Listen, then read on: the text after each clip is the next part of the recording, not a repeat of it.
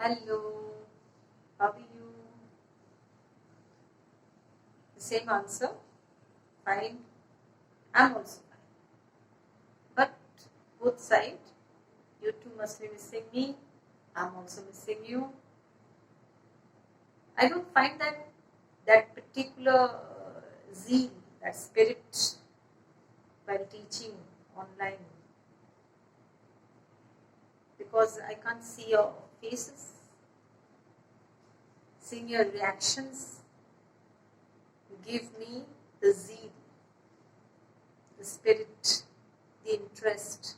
It creates greater interest in me to teach better. And when I don't see your faces, I just can't imagine without seeing you. I just can't imagine how far you are grasping my explanations. Yet, I'm trying my best through this video to explain as far as I can in a simpler and the simplest way so that it will be clearer to you, rather clearest in the sense most clear to you, and you will be with less and less doubts.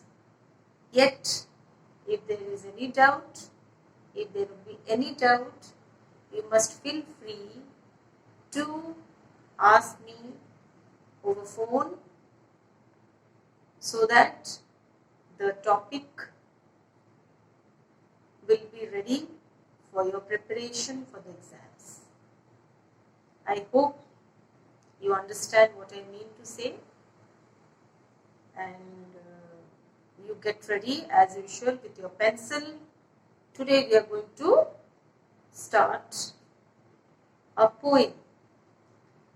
Yes, Merchant of Venice is half done. The rest part I'll do in the next class. But today I'll be teaching you a poem. The first poem of your book, The Heart of the Tree. So open your books, take your pencil and eraser as usual in your hand and get ready to write down the meanings. Is it clear? The Heart of the Tree by Henry Curler Bunner. Now this Henry Curler Bunner, he was an American novelist, journalist and a poet. He has written many poems, and one of his poems is this, The Heart of the Tree, in which he has pointed out the benefits of planting tree. What are the usefulness or what are the benefits that we get when we plant a tree? His poem describes the innumerable benefits. Innumerable. This, what I am reading, is in your page 7, introduction. His poem describes the innumerable, countless, so many, just can't count, beyond counting, innumerable, numerable benefits or usefulness of trees and the shade and the shelter. The trees give a shade, the trees give shelter, they bring to all life. All life here refers to all sort of life, not only human beings, animals also. He claims that people who plant trees plan for a future. According to him, through this poem, he has tried to mention that one who plants a tree, it is not a plan for his present results that he is going to get from the tree.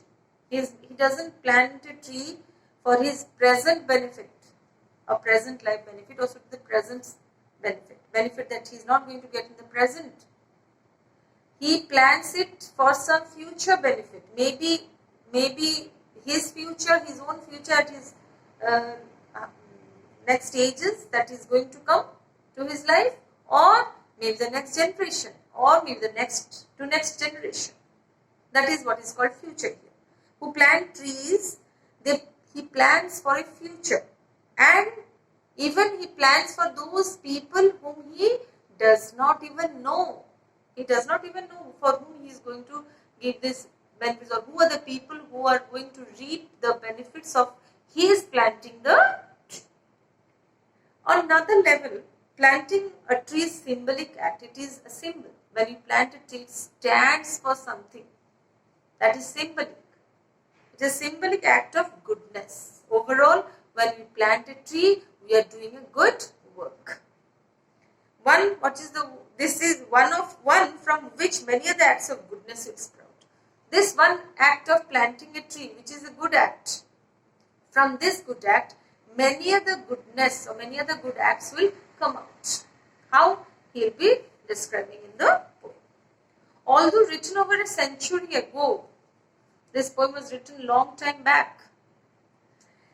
Though this poem was written earlier, many years earlier, this poem is related to an age where rapid and reckless development, rapidly there is a development, reckless or careless, without thinking and caring for others. Reckless development and urbanization. Rural areas are also being urbanized. Villages are changing to towns and cities. How? By cutting one of the way is by cutting down the trees, felling trees. So rapidly there is a development in urbanization, and this is taking a toll on the environment. This is creating a danger for the environment that we are living in, because all of us, we know cutting down trees or felling of trees is gradually leading to a lot of environmental risks that we are going to face, or we are gradually day to day facing.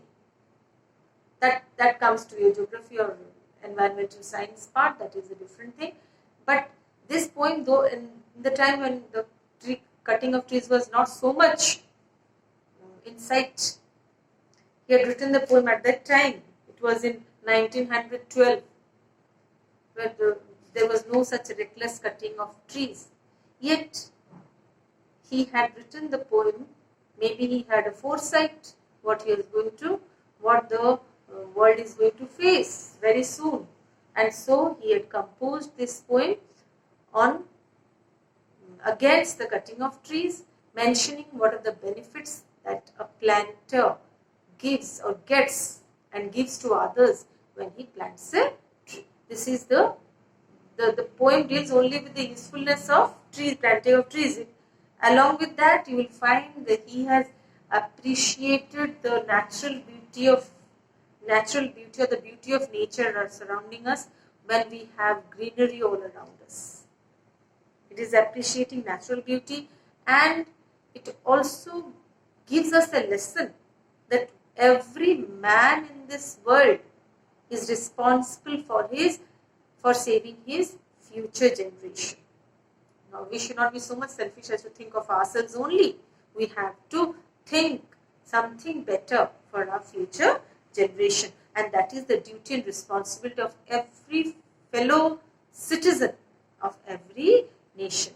And planting one tree is one of the duties that every citizen must follow.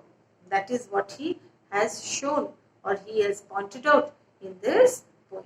Henry Cuyler Bunner, he is the poet who had published this poem in 1912, long years back, when environment of ours had not to face such hazards which it is facing now, only due to the felling of trees or cutting down of trees. Look at the poem, The Heart of the Tree. What does he plan to plant a tree? He plants a friend of sun and sky. He plants the flag of breezes free, the shaft of beauty towering high. He plants a home to heaven anigh, for song and mother croon of bird, in hushed and happy twilight heard. In the treble of heaven's harmony, these things he plants, who plants a tree. What does he plan to plant a tree? He plants cool shade and tender rain, and seed and bud of days to be, and years that fade and flush again. He plants the glory of the plain. He plants the forest's heritage, the harvest of a coming age, the joy that unborn eyes shall see. These things he plants who plants a tree. What does he plant? Plants a tree. He plants in sap and leaf and wood, in love of home and loyalty, and forecast thought of civic good, his blessings on the neighborhood, who in the hollow of his hand holds all the growth of all our land. A nation's growth from sea to sea stirs in his heart who plants a tree. Before I start explaining the poem, I want to discuss about the form and structure of the poem. The poem is written in the form of a lyric which can be sung in its own rhythm. And it is written in 3 stanzas of 9 lines each, and each stanza having the rhyming pattern, same rhyming pattern as if you find it out, you can find it out also yourself, is A, B, A, B, B, C, C, A, A. How it is come to the last words of each line in stanza. First, tree, A, sky, it's not rhyming, so B. Then free, it is rhyming with the first one, so A. High, rhyming with sky, so B. A, B, A, B. Comes a nine, again rhyming with B, so B. Bird, bird is a third one here, third word which doesn't rhyme with A and B, so C. Herd, rhyming with bird, so C. Then harmony, tree, harmony, free, harmony, so rhyming with A. Then comes again tree, that is A. So the rhyming pattern in this stanza is A, B, A, B, B, C, C, A, A. If you go through the other stanzas also, you will find the same rhyming pattern. So the poem is a lyric written in 3 stanzas of 9 lines each, rhyming A, B, A, B, B, C, C, A, A. So this is the form and structure of the poem if you get. Now one more thing which you can add to this structure is, you will find that each stanza, the poem begins with a line. See, it's a question mark. What does he plan to plant a tree? And that is a question. But this question you will find, if you go to all the 3 stanzas, you will find the same line, same question repeated. And a particular line repeated at the beginning or at the end of each stanza in a poem, especially in poetry. It is called a refrain. And in prose, it's the repetition of the phrases and all phrases or a particular set of words which is continuously repeated, that becomes a refrain. In a poem, what is a refrain? A refrain refers to a particular line which is repeated at the beginning or at the end of a stanza in poem. And here you'll find each 3 stanzas, all the 3 stanzas have the first line repeated. What does he plan to plant? A tree. So you can add that the poem begins with a refrain. And that refrain, the line that shows the refrain, is a rhetorical question.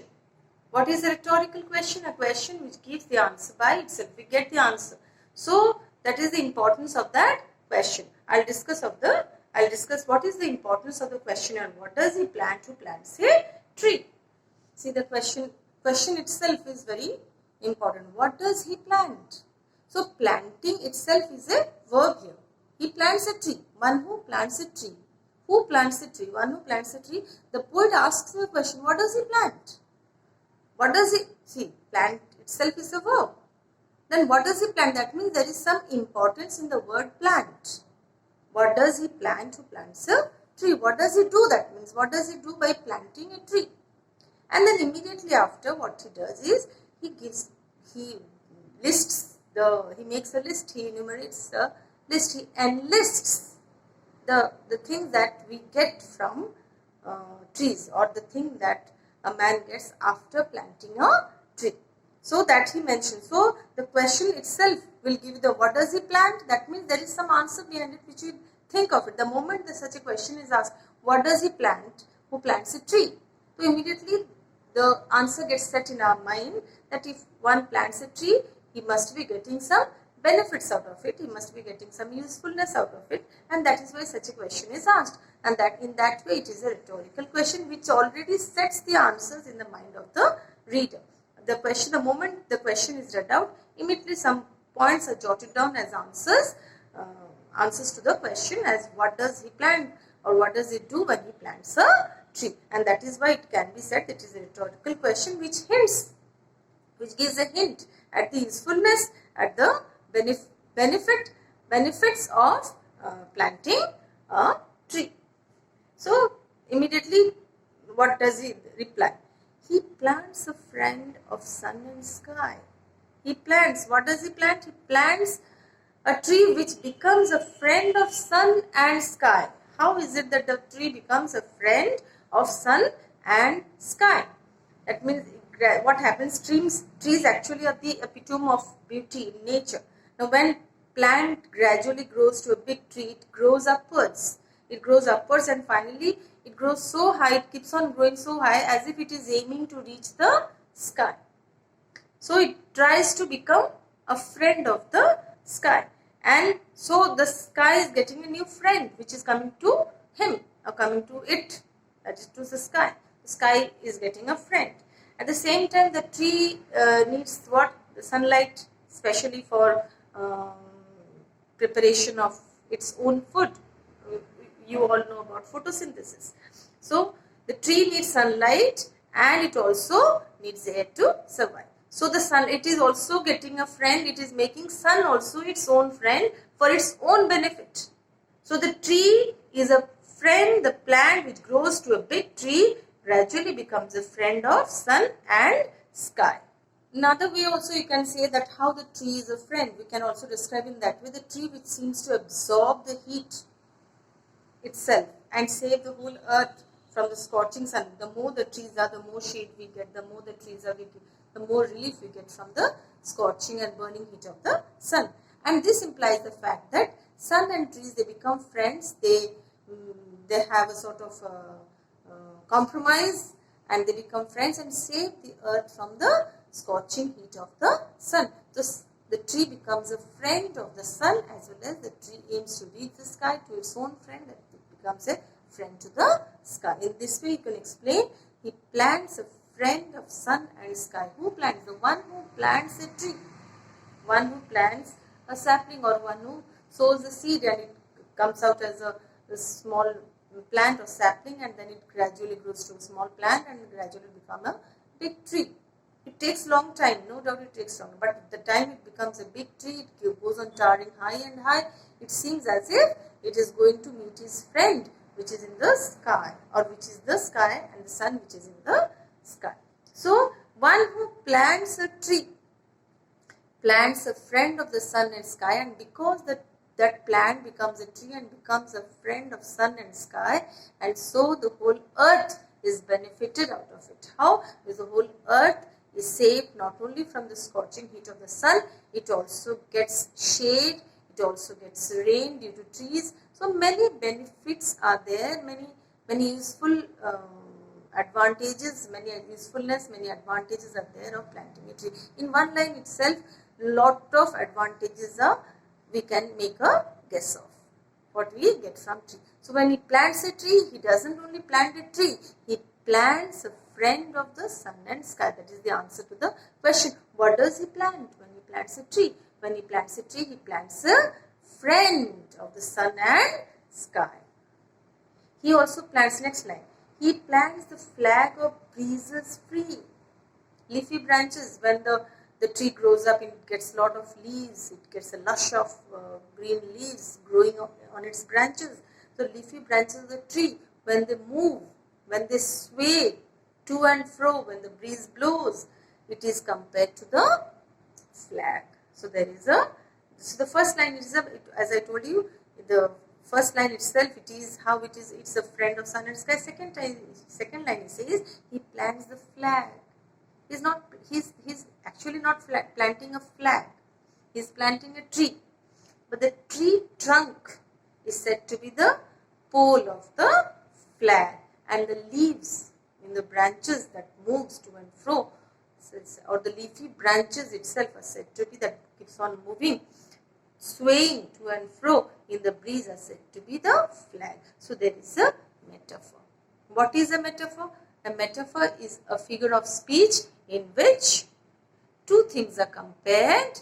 One thing is said to be another without the use of word like and as. Any comparison is there, it is a metaphor. Here, the tree which grows up with its own leaves and branches and grows up to a height, when it moves to and fro, the tree trunk is said to be the pole or the shaft of the flag, and the leafy branches are said to be the flag that moves or sways to and fro. So that is the comparison here. So he plants what? When he plants the tree, he's planting a flag.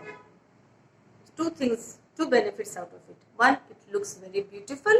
Flag, when the flag is posted somewhere and it is unfurled or hoisted, you see, it gives a very beautiful look. So it gives a beauty, it adds beauty to the nature. At the same time, when the tree branches or the leaves move, we get the air, we get the breeze, which is soothing for us. So that is one more benefit that we get. So when he plants a tree, what does he plant? He plants the tree which gives us soothing breezes. That is another benefit. The same metaphor continues in the next line. The metaphor continues. He plants the flag of breezes free, the shaft of beauty towering high. Which is towering high? The tree which goes very tall. It grows to such a height that it is said to be as if it is a high tower. It's towering high, it is rising high as a tower is. So towering high. The shaft of beauty. What is the shaft? That is the trunk of the tree which grows, and it is the pole to which a flag is attached. So that is the shaft. Why it is shaft of beauty? Because it gives a beautiful look.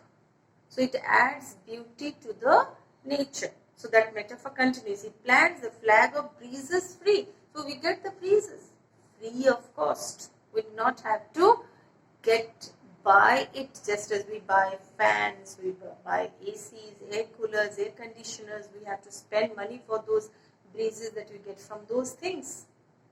But for this breeze that we are going to get from the tree, or we get from tree, is free of cost. So that is one more benefit. He plants the flag of breezes free. So when he plants the tree, he is planting something which is creating for us an opportunity to get the breeze free of cost. And at the same time, it is adding to the beauty of nature with its own high towering trunk.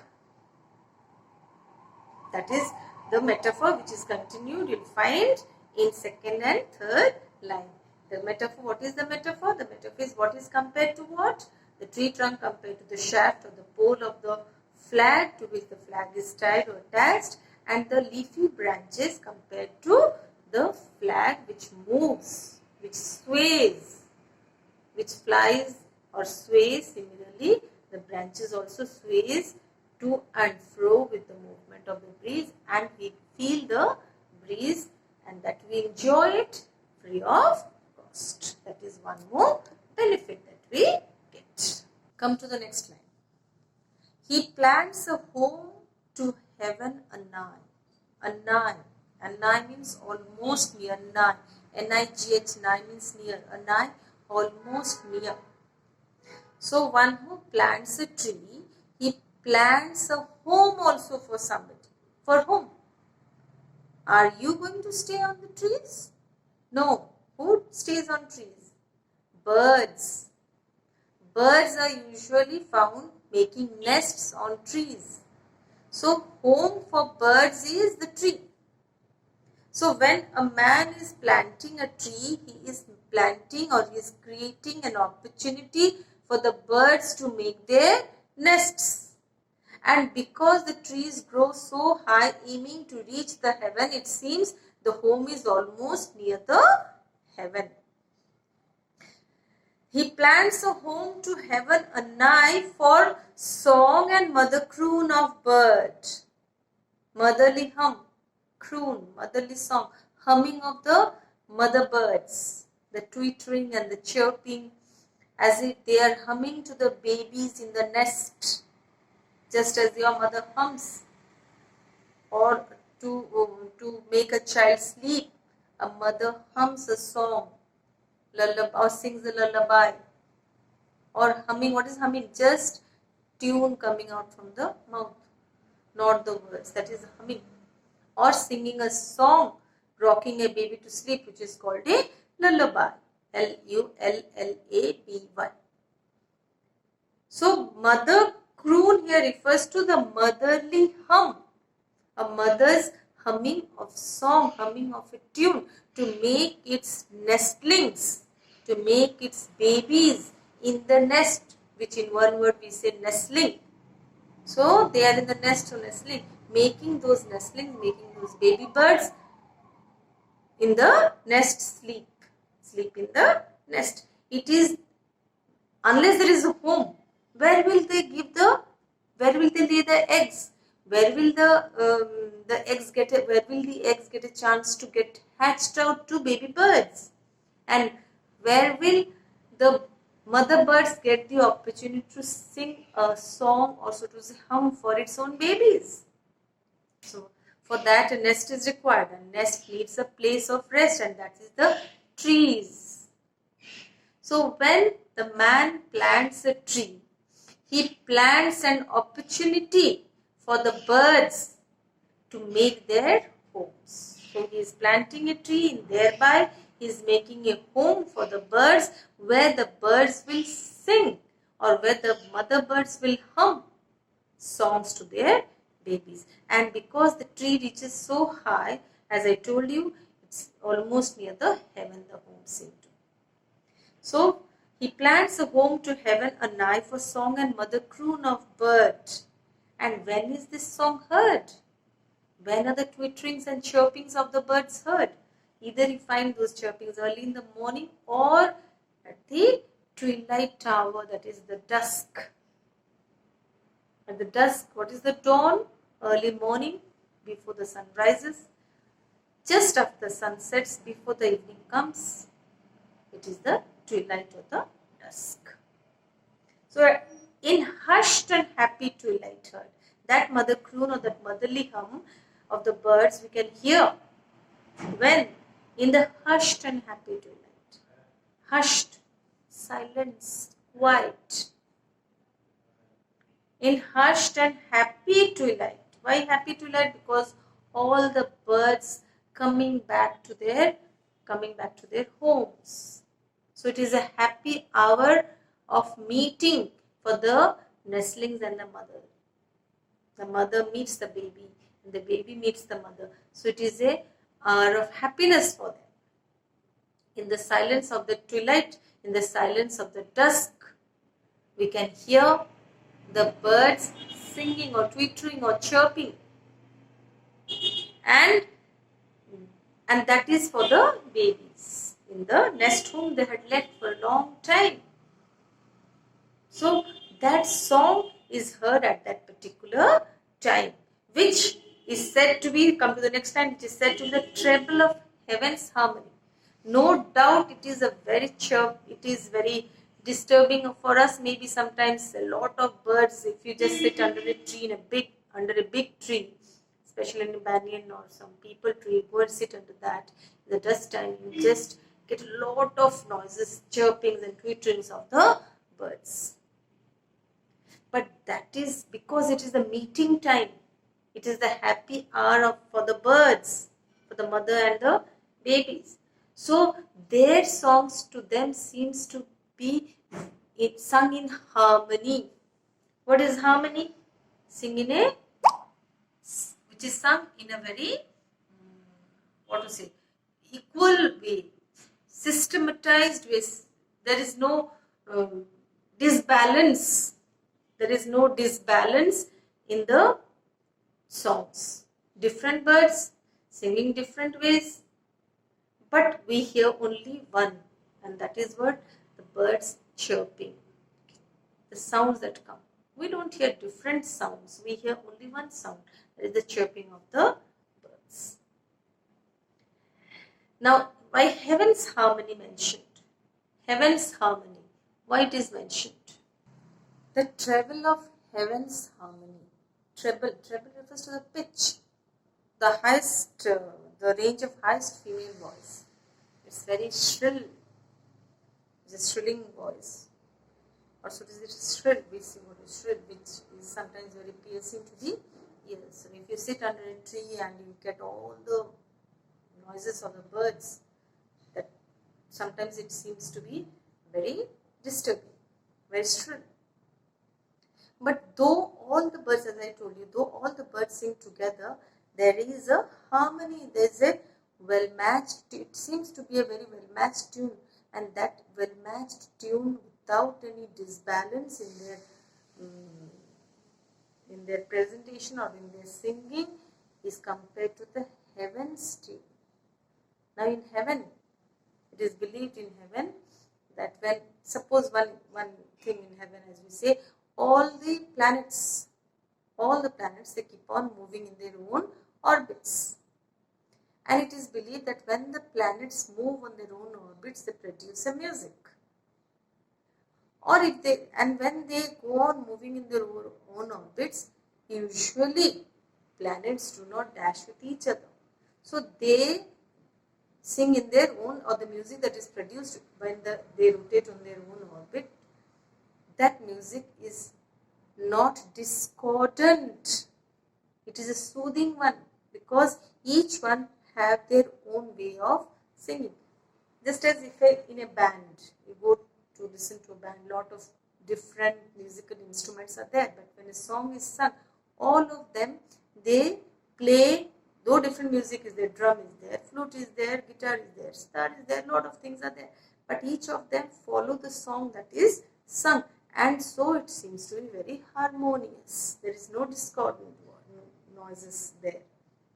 Similarly, though many birds are there, but they sing in their own way, and so it seems as if it is a very harmonious way they sing, and their beautiful harmony songs are said to be as soothing, as sweet as the heavenly music. That is what is mentioned here. So the comparison which comes from, he plants a home to heaven and nigh, that is, he plants a home for the birds, and therefore creates an opportunity for creates a home for the bird, creates an opportunity for the bird to sing the song for its baby, and the song is sung at the twilight hour, at the silent hours of the twilight, and that song is said to be the treble or harmonious, in harmony with, well balanced with the heaven's tune.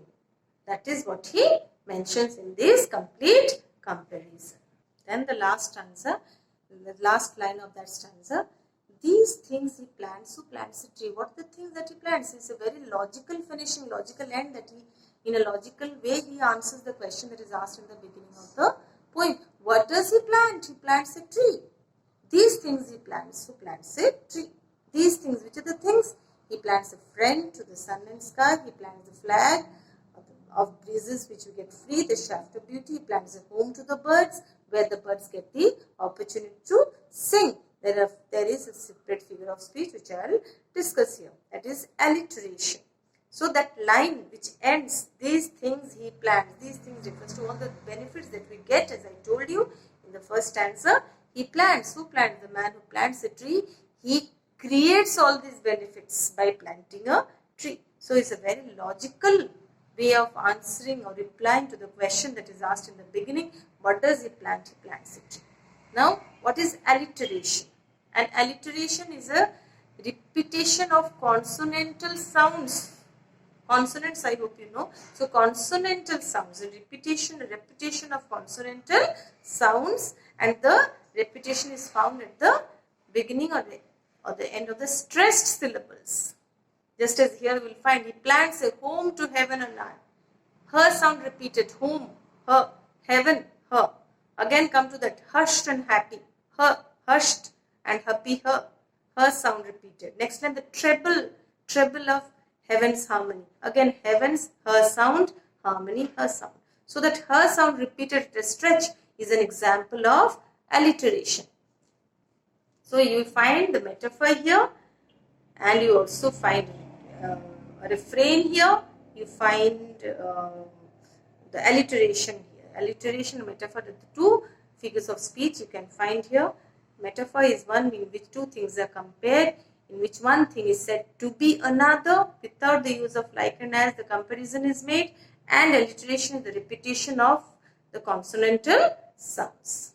So, in the first stanza, we got the alliteration, and we have another figure of speech, what is called metonymy. Metonymy actually is a word or a phrase which is substituted by the name of something which is closely associated with it. Just as a very common example I can give you, pen is mightier than sword. Pen is used for writers because the pen is closely associated with writers, and sword stands for fighters because that is the weapon that they use. So sword is associated with the fighters. So a word or a phrase which is substituted, replaced by the name of something which is closely associated with it is called a metonymy. Just as in the first paragraph we have heaven. Heaven here represents what? It is placed or substituted for the word sky.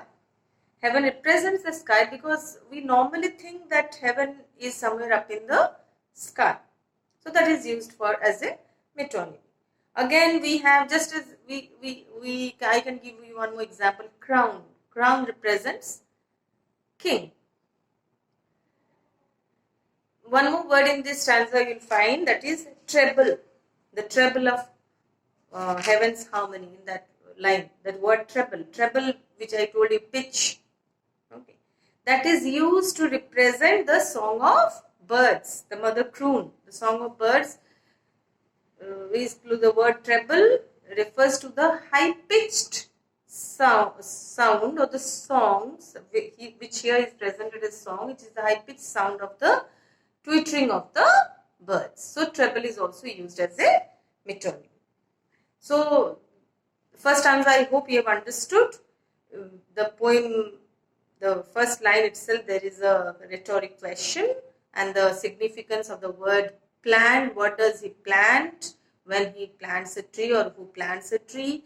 What does he plant in the sense? What does he do? What does he create? What does he create opportunities for whom? And all those things are mentioned. The word plant signifies or stands for the usefulness or the benefits that we get when a man plants a tree.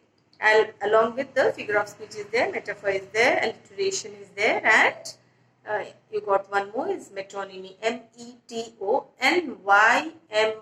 metonymy. Come to the second stanza. What does he plant who plants a tree? Again the same question.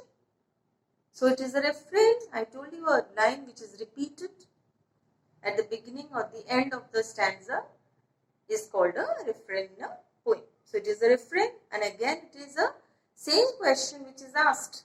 That means it tells the reader to wait for the list, another list of usefulness, another list of benefits that we get when a tree is planted. It is not only that we get breeze, it's not only that we get the birds get a shelter. There are many other benefits which you will find in this stanza. What does he plant? Who plants a tree? He plants cool shade.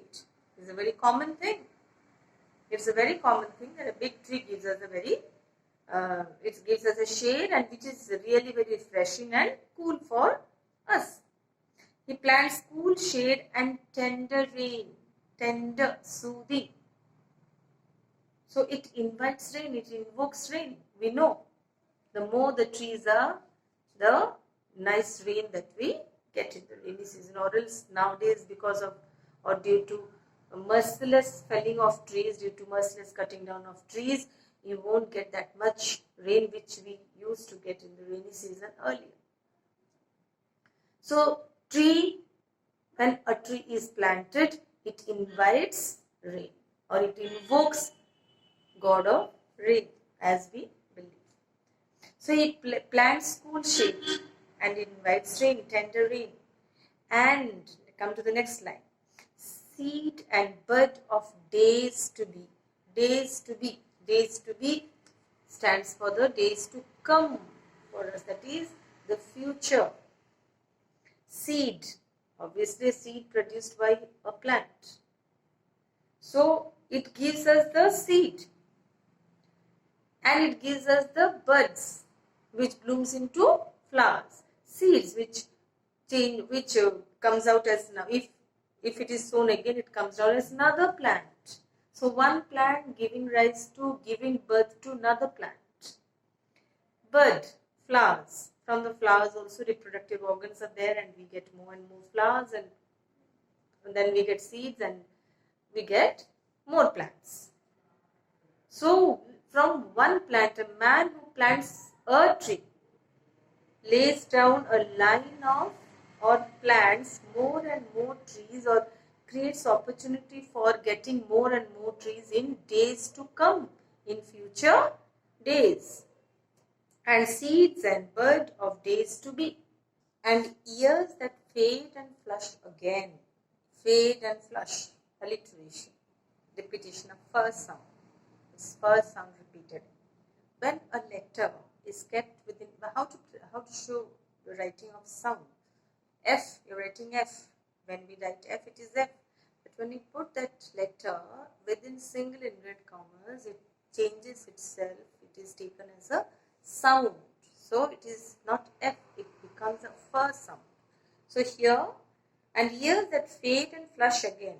So when he plants a tree, he plants not only cool shade, not only that it brings tender rain, it also produces seeds and buds for the next generation, for the future days, and for those years that fade, that will pass by, and again it will flush, it will come back alive through those buds, through those seeds. So trees will remain alive through its seeds. So trees are a sort of immortal object of nature. One tree dies, but the seeds that it produces gives birth, the flowers, and from those, the fruits, from those we get the seeds, and we get trees and trees after that.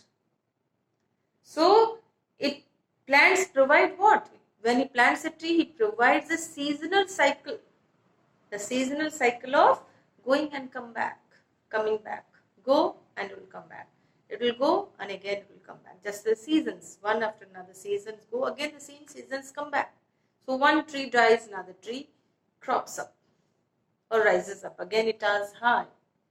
Again it bears fruits. It again bears flowers.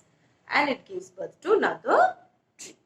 So that here refers to, and years that fade and flush again. Fade, pass by, flush, alive again. He thereby, what does he do? He plants the glory of the plain. He plants the glory of the plain. What figure of speech? He plants per sound, glory of the plain per sound. P, per sound. So he plants the glory of the plain. He plants the glory of the plain. A plain. Plain looks more beautiful with more and more trees. So the tree is a glory. The tree is an object of beauty in a plain field. So it makes the plain look green. It makes the plain look beautiful because of its, or with its greenery all around. So it plants the glory of the plain. What is the glory? What is the beauty of a plain? What is the main object of beauty of a plane? It is the trees. So he plants the forest's heritage. What do you mean by forest's heritage? What do you mean by heritage? Something which we get it from our ancestors, inherited from our ancestors is our heritage. And we leave something for our next generation, for our next generation, that will be their heritage. They will get it from us. We have got it from our ancestors and they will get it from us. So in that way, the heritage. So the plant, when he plants a tree, he plants the forest's heritage. He plants the forest heritage by planting a tree. How does he plant the forest heritage? When he plants a tree today, it will obviously, as I explained, it will give fruits.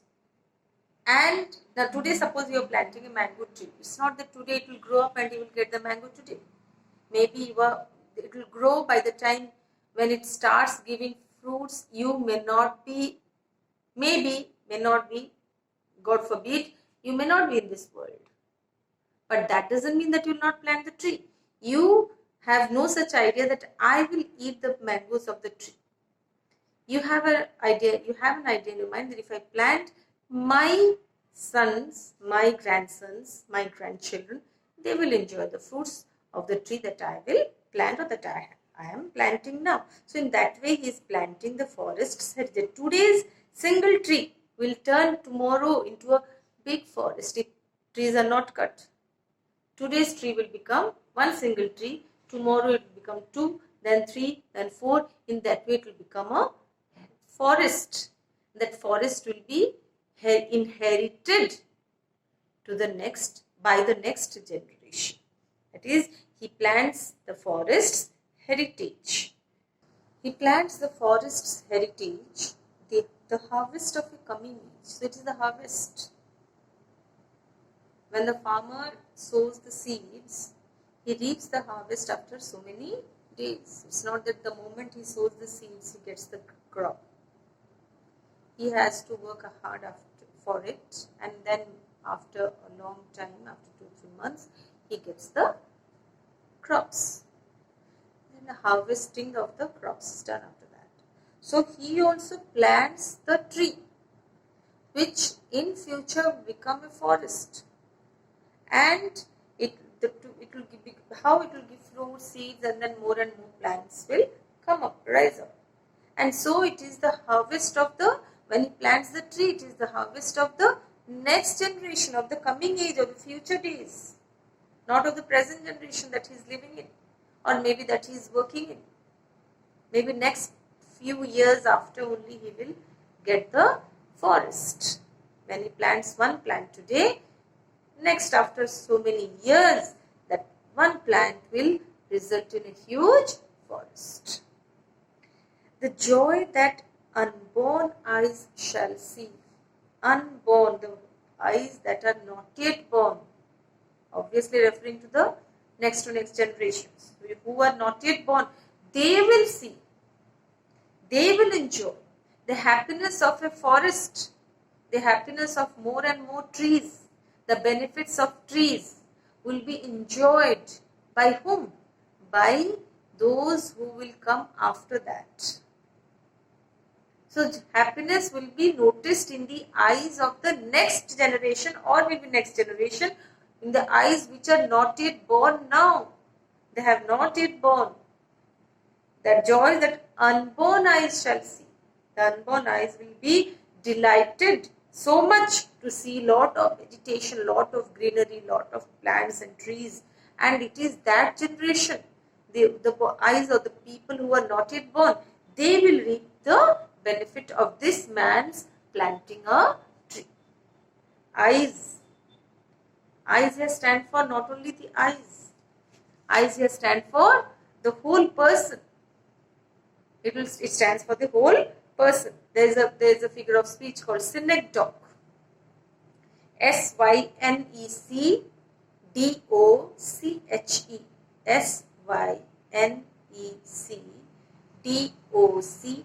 Synecdoche.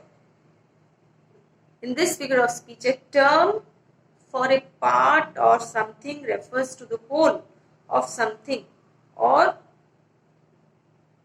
is used to describe the whole.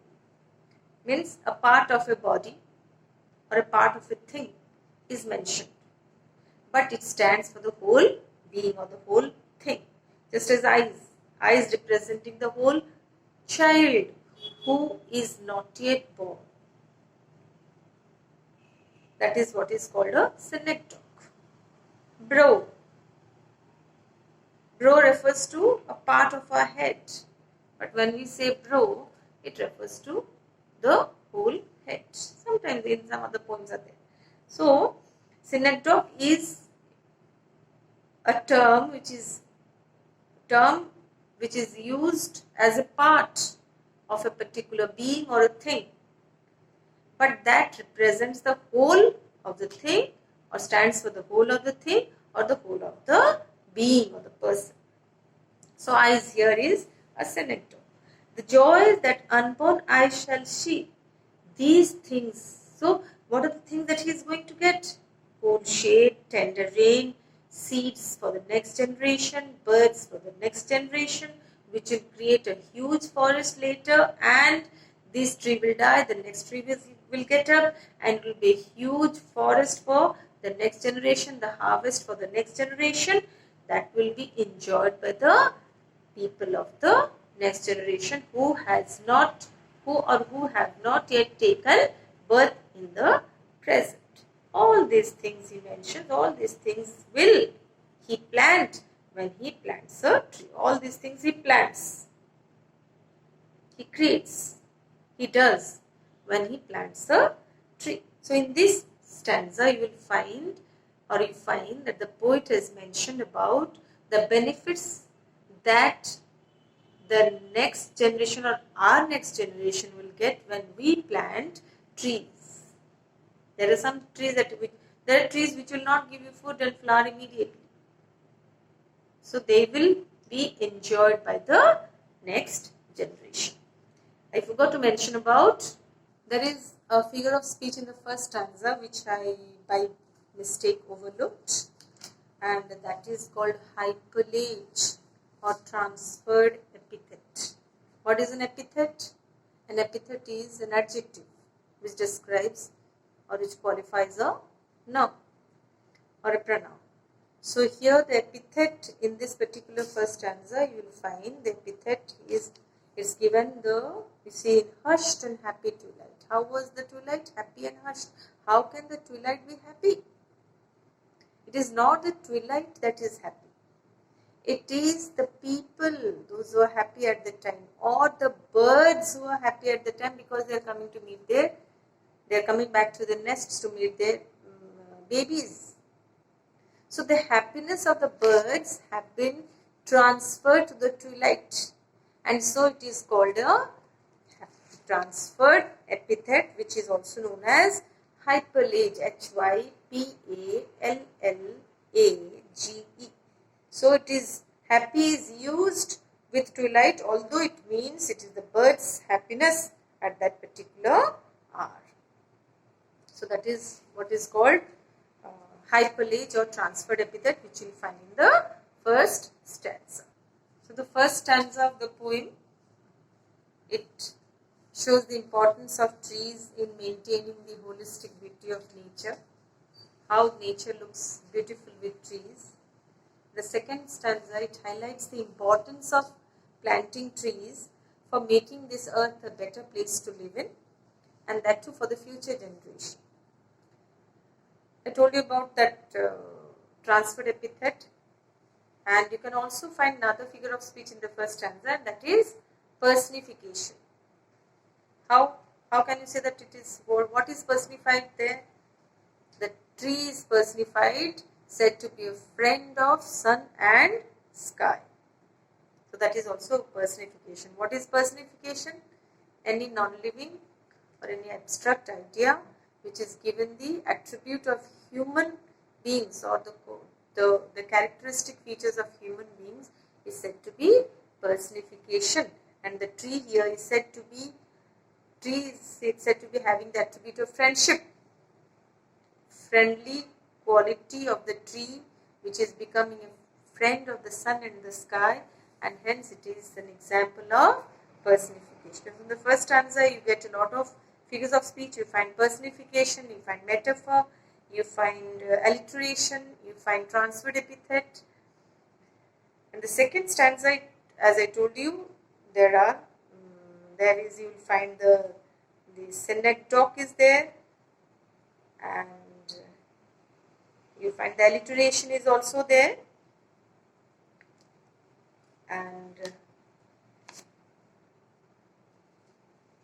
the first stanza metonymy is also there. Yes, metonymy is also there. So a lot of figures of speech you are coming across in this particular poem. The third stanza, see, it's given. Again, it starts with the same question. What does he plant? Who plants a tree? Again, the same question. What does he plant? So, what else is still now left for the benefits that we get from a tree?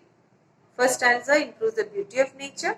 Second stanza makes the earth a better place, better living place for the future generation. What else is there left for the people to get as benefit from the tree? Again, we'll find in the list in the third stanza. He plants in sap and leaf and wood. Repetition of the coordinating conjunction, that is and. Close repetition of the coordinating conjunction in succession if you find, and that too which enhances the artistic effect of the poem. That is what is called polysyndeton. Polysyndeton. Polysyndeton. It is a close repetition or usage of coordinating conjunctions in succession, giving an artistic effect to the poem. He plants in sap and leaf and wood. So and repeated. It's a coordinated conjunction. He plants in sap and leaf and wood. So in sap, what is that sap? Sap is a sapling, a small plant. So he plants in the form of a sap, in the form of a small plant, he plants it. And then leaf comes out of it. It gets the twigs, it gets the branches, it gets the leaves gradually, and finally we get the wood from it. The small plant becomes the bigger plant and bigger tree, and finally it gives us the wood. So these are the benefits, again in common use that we get from trees, leaves and wood. So in love, why does he do that? Is for his own sake, to get the leaves and the wood for his own self, when he knows that if I am planting a small plant now, a sapling now, I am not going to get the wood in my life at least. So he is not doing for his own benefit. In love of home and loyalty, he shows his love for his home, referring to this earth, to his native country, to his native land. Because he loves his native land, because he loves this earth on which he is born. Shows his loyalty to the earth. Shows his love to this earth, in love of home and loyalty. Mother Earth, as we say. So in love and loyalty for this Mother Earth, he plants the trees. Not that he has the expectation of getting any personal benefit when he plants the tree. So he does it in love of home and loyalty and far cast thought of civic good. What does he plant? Who plants a tree? He plants in sap and leaf and wood, as I told you, polysyndeton, in love of home and loyalty. So he does that because he loves his home and it is his loyalty for his Mother Earth that he plants the tree. And Farkas thought of civic good, good for the public benefit of the common people. It's not that he does it for his own self. His blessings on the neighborhood.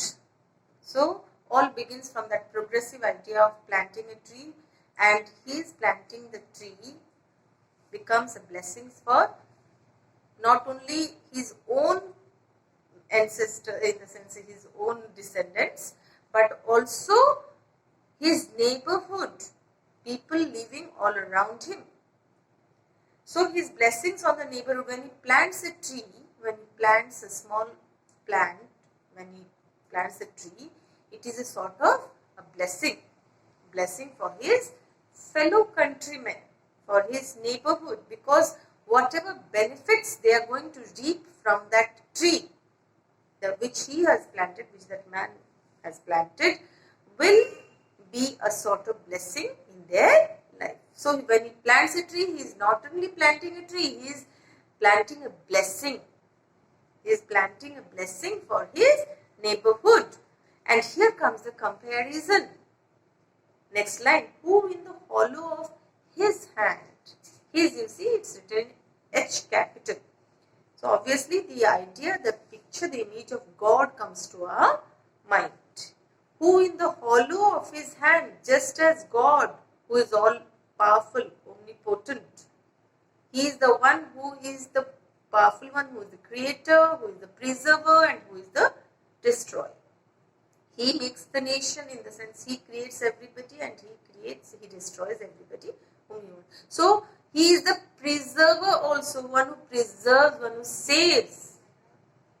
So he says, just as God saves mankind, keeping the whole earth, keeping the whole mankind in the hollow of his hand. When you just join two palms, it becomes a hollow, as if in the hollow of his hand, the whole world or the whole earth is in his control, getting his love, getting his affection, getting his care, getting his blessings. Similarly is the man who plants a tree. When he plants a tree, whatever benefits the people get from that tree, as if it is a God-gifted one or God gift from God. So who in the hollow of his hand holds all the growth of all our land. So the growth of mankind, the growth of a civilization, the growth of a land, all is a blessing of God. A tree planted, whatever we get from the tree, as if the man is contributing to the growth of the nation. It is from trees that lot of things we get, even our food, and all those things are economically helping the country to progress. So it is a contribution to the growth of the nation in all way. Not only is it giving a beauty to the nature or the surrounding all around us, it is not only giving us so to say a benefit to the future generation, it is also helping in the growth of the nation in its economical, because whatever we get from the tree, the products of the tree are beneficial and are marketable, sellable in the market. So in that way, it adds to the economy of the country. So in a way, when a man plants a tree, he plants his contribution to the growth of his nation, of his own nation, just as it is God who takes care of the whole mankind. Similarly, it is a man who plants the tree who takes care of the whole nation. In a way, in this way, he takes care of the nation. Holds all the growth of all our land, a nation's growth from sea to sea. So this growth, this development is not stuck to only one place. Business is not carried only in India. Suppose I am planting a tree in my home, which is in India. It's a small town, Baripada in the district of Mayurbhanj in the state of Odisha in the country of India in the continent of Asia, and Asia in the world map. So it is going from a small place to the whole world. So it is a nation's growth develops from a small place to a bigger one. So it is from sea to sea. It is carrying all over whatever products. You say suppose you say the spices that we get from plants. India is well known for its own spices. Now India is getting rich because of these exports, which is being carried from India to some other nations, crossing the seas. So the economic development of a country, the economic prosperity of a country, the the progress of a country depends on a tree. And who is going to take the credit for that? One who has planted the tree. So it is one who plants the tree, thinks of or controls the complete growth of a nation in his hand. Nation's growth from sea to sea. A nation's growth from sea to sea stirs in his heart who plants it. This is the last line, is the answer. What does he plan to plant a tree? All these feelings that he mentions from the very beginning, especially at the end, the feeling for the growth of a nation, the idea, the particular idea that he has in his mind, the thinking of civic good, the thought of civic good, the love for his nation, love and loyalty for his nation, all those feelings that he has in his heart, that stirs in his heart. The man's feelings, the man's dreams, the man's wishes are all these things when he are behind planting a tree. So it is all these feelings gets stirred in his heart, creates a place in his heart when he plants a tree. So it is the tree when planted is not only, the tree here doesn't stand only for a tree. The sentence I told you in the very beginning, what does he plant when he plants a tree? Why the repetition of the word plant? What does he plant? Here, the first word plant doesn't mean plant. What does he do? It is the continuation of the action of planting a tree. When he plants a tree, what does he plant? That means what is the meaning of that second plant that he wants to say? When he plants a tree, what does he plant? That means what does he do? What does he think? What does he feel?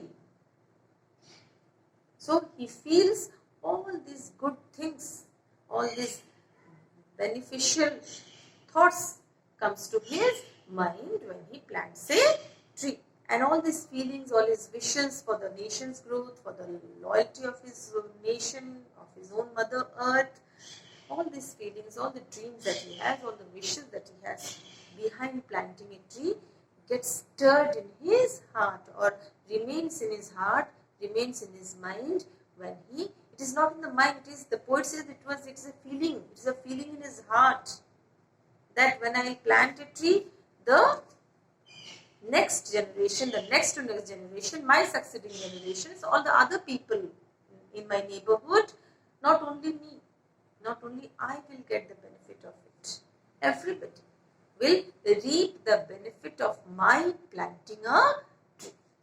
So, in the poem finally you will find, we say it is enumerated, it is an enumeration.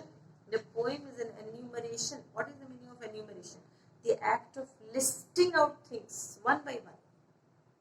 So in the three stanzas that he has mentioned, it is a type of amplification, or you can say it's a type of division in which a subject is further distributed in different parts. So he has listed, the poet here has listed the usefulness of planting a tree in three stanzas. First stanza, how plantation or how planting a tree maintains the holistic beauty of nature and maintains the ecosystem around us. Second one, he has mentioned how important it is for the future generation, how important is planting a tree for the future generation. And third one, how it is a man's civic sense and his love for his neighbors and his loyalty to his Mother Earth when he plants a tree. So he has listed out things. He has made a list of the things, the benefits, the advantages, the merits that we get when we plant a tree or when a tree is planted. So these are all the themes of the poem: the usefulness of tree, the appreciation of natural beauty. You also find the responsibility, sense of responsibility for a man, for his future, and also his duties to his fellow men and his nation. So it is not only a man who plants a tree, only one man. Here man stands for everybody. It's mentioned in the introduction part also, though this poem was written in 1912. as I told, but the poem is very much relevant to the modern age, especially now when lots of trees are mercilessly being felled or cut down, and therefore there is a great disturbance in the ecosystem in our natural environment. So it is the responsibility, it is the duty, it is the civic sense of each one of us to take care of our environment and plant trees and save the environment, which the poet at that age, when he had written the poem, at the time so much of mercilessness was not noticed. Yet he had a future, so to say, a foresight. The poet had a foresight maybe, and so he had written a poem on which or through which he wants to tell the readers that every man on this earth, not only for his own nation but for the whole earth, Mother Earth, which is said to be the home, every man should have his own sense of duty and responsibility and save our Mother Earth from being destroyed. This is what he wants to tell in the complete poem, enumerating, making a list of different benefits, manifold benefits that you get when we plant a tree. My dear students, I don't know whether you have understood the poem or not. Previous to this, I had posted a video of The Merchant of Venice, Act 1, Scene 2, a part of it. After watching that is also, I'm not sure whether you have understood or not, because till now I haven't got any question from your side, any doubts from your side. If you have understood, it is well and good. And if you haven't understood, please watch it once more. Open the book, line by line you go through, and according to that go through the explanations. Watch my explanations. And after that, even after that, if you have any doubt, please, I would expect questions from your side. Notes I can give you, but I will not give you the notes at present, because you will be used to writing down notes only, mugging them up, which I don't like. I want that you should understand the chapters properly, the lines properly, so that any question comes from this part you can answer by yourself. So unless you get thorough with the lines, unless you understand the meaning of each and every word, you cannot answer the question. So it is my earnest request to all of you, please do watch the video properly, keeping the book open, going through the lines, writing down the meanings, and if there is a doubt, please feel free to ring me and get your doubts cleared. I hope you understood what I said. Thank you.